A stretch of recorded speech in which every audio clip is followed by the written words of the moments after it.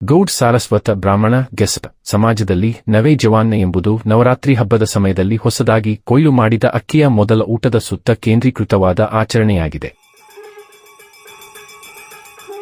ಸಮಾರಂಭವು ಕುಟುಂಬ ಸದಸ್ಯರು ನಿರ್ವಹಿಸುವ ನಿರ್ದಿಷ್ಟ ಆಚರಣೆಗಳಿಂದ ತುಂಬಿರುತ್ತದೆ.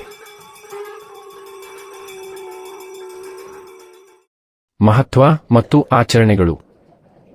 ಅಕ್ಷರಶಃ ಹೊಸ ಊಟ ಎಂಬ ಅರ್ಥವನ್ನು ನೀಡುವ ಈ ಸಮಾರಂಭವು ಹೊಸ ಬೆಳೆಯ ಆಚರಣೆ ಮತ್ತು ಕೃತಜ್ಞತೆಯ ಅಭಿವ್ಯಕ್ತಿಯಾಗಿದೆ.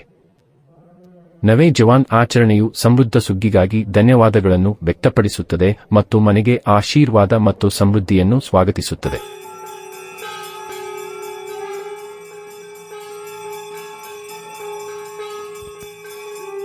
ಹೊಸ ಬೆಳೆಯನ್ನು ತರುವುದು.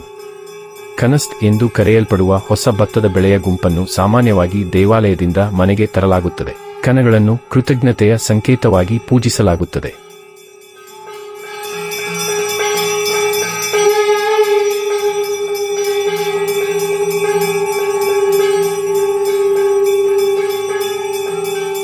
ವಿತರಣೆ ಮತ್ತು ಪೂಜೆ.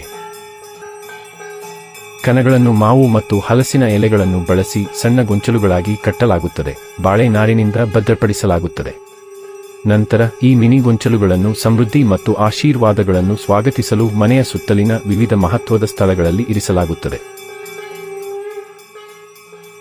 ಸಾಮಾನ್ಯ ಸ್ಥಳಗಳು: ತುಳಸಿ ಗಿಡ, ಮನೆಯ ಪ್ರಾರ್ಥನಾ ಪ್ರದೇಶ, ಪೂಜಾ ಮಂದಿರ, ಮುಖ್ಯ ದ್ವಾರ, ಅಕ್ಕಿ ಮತ್ತು ಹಣದ ಪಾತ್ರೆಗಳು, ತೊಟ್ಟಿಲು, ವಾರ್ಡ್ರೋಬ್ಗಳು, ವಿಧಿ ಭೋಜನ.